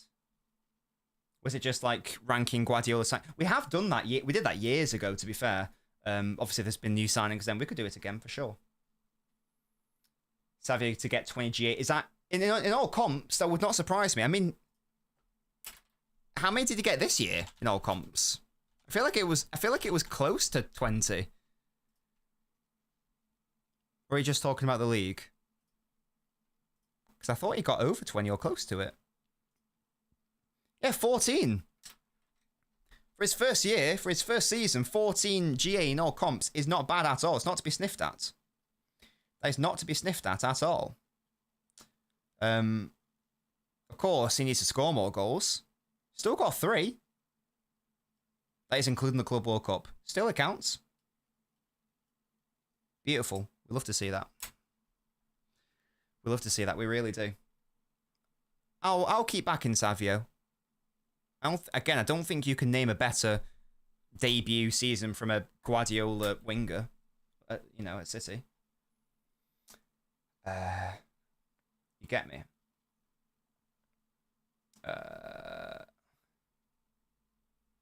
Who had a bigger impact in their City career, Marmoush or Doku? Well, Marmoush hasn't really done anything yet, so I'm going to say Doku for winning that penalty against Spurs. When Foden slipped him in and he won the penalty and Haaland bagged it. So big up to him for that. Yeah. Who's more likely to flop, Šeško or Gyökeres? You'd say Šeško just because United are shit. Whereas even though I don't think Gyökeres is going to be that impressive compared to what other people think, United's environment is just fucking horrendous. So, yeah. That's what I'd do. That's what I'd say. Exactly. What we're going to do is chill. We're going to chill on him. He's still so young and relatively inexperienced. It's all good. He's only had 1 season at City, and I thought it was a good season. Apart from De Bruyne, he was our most creative passer as well. If you look at expected assists per 90, there are 3 City players in that top 10. There's Foden's in there, De Bruyne's in there, and Savio's in there. He was really good creative via the pass last season. And he wasn't even supposed to be our starting right winger either. It was supposed to be Bob. So he was thrown in at the deep end. That added context is even more important and more impressive, sorry. So yeah, big up to him. Oh yeah, I won't be doing a friendly stream, by the way, because Mrs. Nobbins' cousin is coming up, and there are 6 of us, and we are going out for a meal. It's going to be lovely. We're going to Tampopo. Probably have some ramen. It's going to be lit. What does Gyökeres have to do to impress you? Just score a lot of goals? Yeah, I guess so. If he scores, this is in the league, if he can get to 20, then I will hold my hands up and I'll be like, fair play, I was very wrong. I'd be very impressed if he could do that. I'd be like, fair play. We'll see. We shall see. It's on the it's on the Italian side. So no, so this cousin's also a quarter Italian, not Pakistani, because the Pakistani is on her mum's side and this cousin is on her dad's side. So yeah, there you go. The more you know, the more you know. I'd love that, Yusuf. I'd love that. I mean, it's very annoying. The hacker messaged James asking him to do something, and bless him, he replied. He was like, sorry, I'm not interested. So I had to message him saying, I'm so sorry this hacker messaged you, so hopefully he doesn't think I'm a dickhead. Is Raz my favourite City winger ever? Oh, yeah. Oh, yeah. Easily. Easily. Easily. He's easily our best City. He's easily the best winger we've had as well. Unless you want to count fucking, you know, the 60s and 70s Mike Summerby. I'm not going to. Yeah? I'm not going to count David Silva as a winger either, even though he sometimes played there. Same with Kevin. I'm not going to include that, yeah? Yeah, he's easily City's best winger for sure. Who'd be the starting right winger? If it were me, I'd have Shirky there, and I'd have right back pushing up, so the right winger's actually in the centre. So my starting right winger is Nunes. Based on that. I don't agree, Red Matt. He definitely was. Look at pre-season. Look at the Community Shields. He absolutely was going to be our starting right winger. That is cap. Thank you, Matty. Tampopo's lovely. Marmish had 42 GA in 51 games. That's my boy. That's my boy. That's my favourite player. Big up to him. Oh, sorry. Not who's better. Who do you prefer? Oh, Shawnee's the boy. Shawnee's the boy. Sterling is the best. Yeah, Shawnee's the favourite, of course. His shirt is there. He's goated. Big up to him. But yeah, the best is Raz. It's got to be. It's got to be. It's insane. It was absolutely insane. Pre-season and the Community Shield, Red Matt. I thought it was pretty universally agreed that Bob was going to be our starting right winger. I don't think I've ever seen someone suggest it wasn't going to be him. So that's fascinating. I think you are on your own there, sir. Fair play, though. I mean, if you want to stand there with your cock out, that's fine. You know, you hold that flag, you hold that knob, that's fine. I won't look, but you know, I'll be in a different urinal. Whatever that means. Whatever that means. Back post Sterling. Don't forget Sane. Here's the problem with Sane. Loved the 2 seasons where he was excellent. But it was 2 seasons, and that's it. Leroy gets a little bit overrated by City fans. And I think that's because it was such a short period of time, and he was taken away from us with the injury.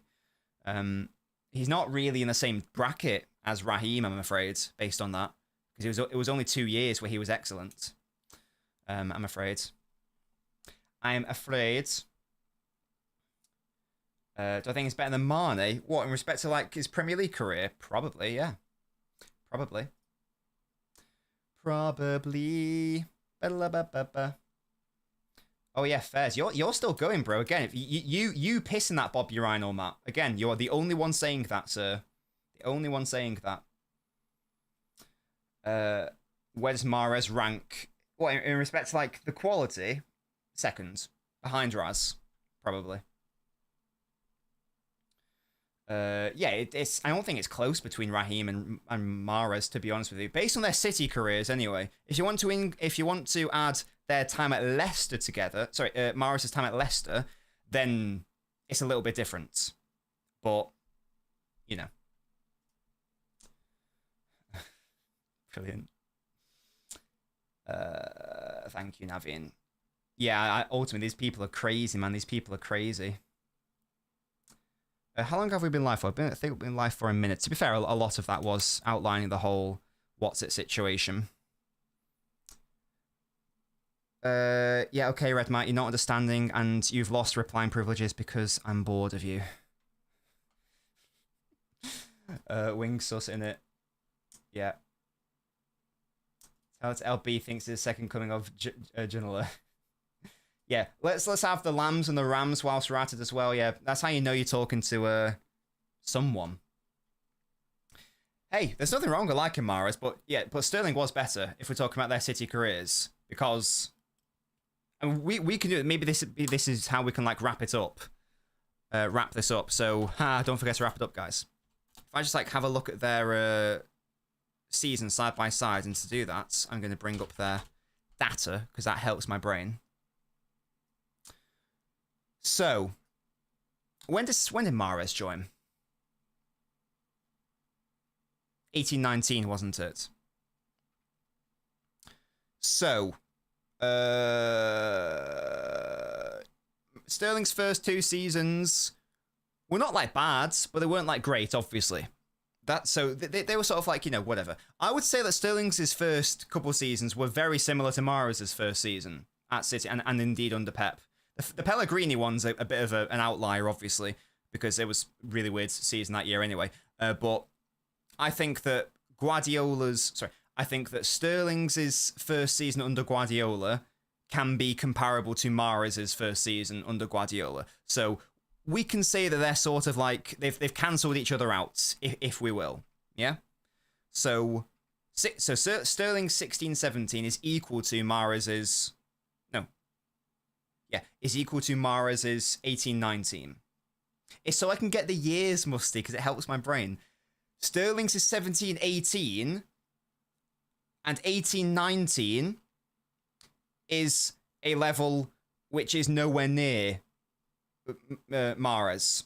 Mahrez doesn't really get close. Even in his best season, he does not touch Sterling's is 17-18 or 18-19. It ain't happening. Okay? Mahrez in 19-20 was good, but wasn't exceptional and wasn't better than Sterling that year either. 2021 Mahrez was a lot better, and that was when he was excellent. 21-22 Mahrez was excellent. 22-23 he was very good, but of course he wasn't part of that team towards the end of the season. I feel like I need to write this down, to be fair. Essentially what I'm saying is that Sterling's height was a lot higher. So that 3-year period from 2017 through to like 2019-20 was mental. And I don't think that Mahrez ever really got close to that, really, because of how excellent Sterling was in that period. So I think if you did it side by side, you conclude that Sterling has the better amount of seasons, as I say, if you're comparing it one to another. Yeah, I mean, that screenshot that always goes around, rightly so, by the way, where it's like it's only Messi who's got more goal contributions or whatever it was, something insane. Like Sterling's on there, Aguero's on there, and obviously Messi's up there, but it's only really Sterling who's even close, only second to Messi. So yeah, it's a madness. It's a madness. So it's got to be Raz, and I get it. He missed against Lyon. He was frustrating to watch at times. His last season wasn't particularly good, whatever. But he had how many years? How many exceptional years? Like 3 truly elite years. I'm going to say 1 great year, or like 1 to 2 great to good years, and then maybe like an year. And even in that year, he still got 13 goals in the Premier League. Do you know what I mean? That's a bit mad for a player with an season to still get 13 goals. That's still a bit mad, isn't it? So there we go. It is crazy. It's crazy. That's my boy Raz. Anyway, guys. Shall we wrap this up? Because I've been live for a minute. I've just missed you all so much. The Villa game in 21-22. Very good point, Musty. Yes. Very good point. We were losing. Who is it that gets the assist that gets us back into the game? It's Raheem Sterling. So big up to him for that. Absolutely big up to him for that. He initiated the process. He initiated the process. Mahrez at City was never in contention for the Player of the Year award. Yeah. It was the year Van Dijk got it. It was between him and Sterling. It was between Van Dijk and Sterling, wasn't it? They were first and second. And that's mad. And that is a madness. And he arguably could have won it. But of course, Van Dijk won the title, so it was reasonable for him to do that. Again, that was Van Dijk who could have won the Ballon d'Or that year. So fair play. There's no Red Dead tonight because I still want to go back and double check everything, my accounts, system, whatnot. So I'm going to spend tonight to just do some troubleshooting, make sure everything's okay, do a lot of admin. We're back on the Twitch tomorrow, 9 p.m. start on the Twitch. So it's twitch.tv/LNobbins if you guys would like to join. Don't go anywhere. Don't go anywhere, actually, guys, because I need to make people who are not mods. So Musty was a mod, yes. You can be a managing moderator, Musty. How cute is that?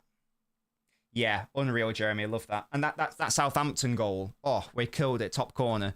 Beautiful. Beautiful. Kazoo was a moderator, wasn't he?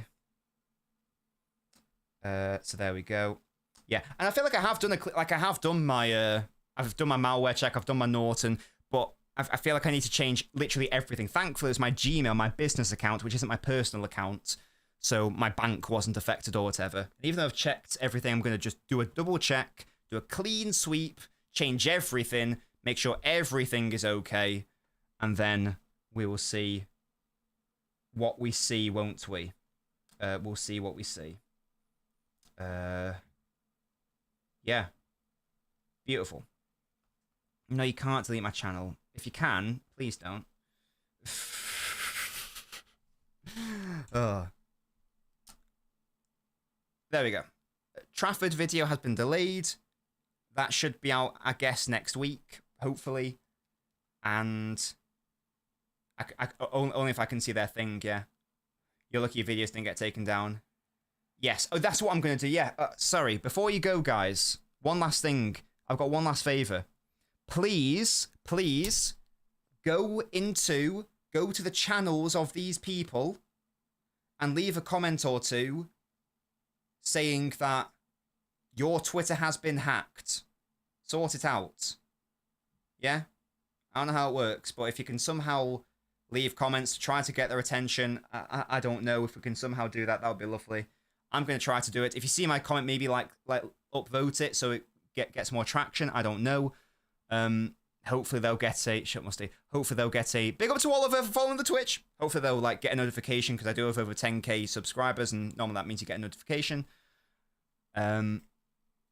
Yeah. There we go. Yeah, and yeah, sadly, Jack, I can't give mods to anyone unless they are actually here. Nah, no, I can't. But speaking of that, I do have a second channel. It is WNobbins, and there's even a third channel, which is just Nobbins. And in the future, I'd like to put non-football stuff there and just a load of bullshit on there, because I think that'll be fun. We've got Nobbins, we've got LNobbins, and we've got WNobbins. So there we go, guys. Thank you so much for all your support. As always, we're back. That was scary times, scary hours. Thank you for all your patience and support. I'll see you next time, guys. Tomorrow, Twitch, 9 PM. Goodbye.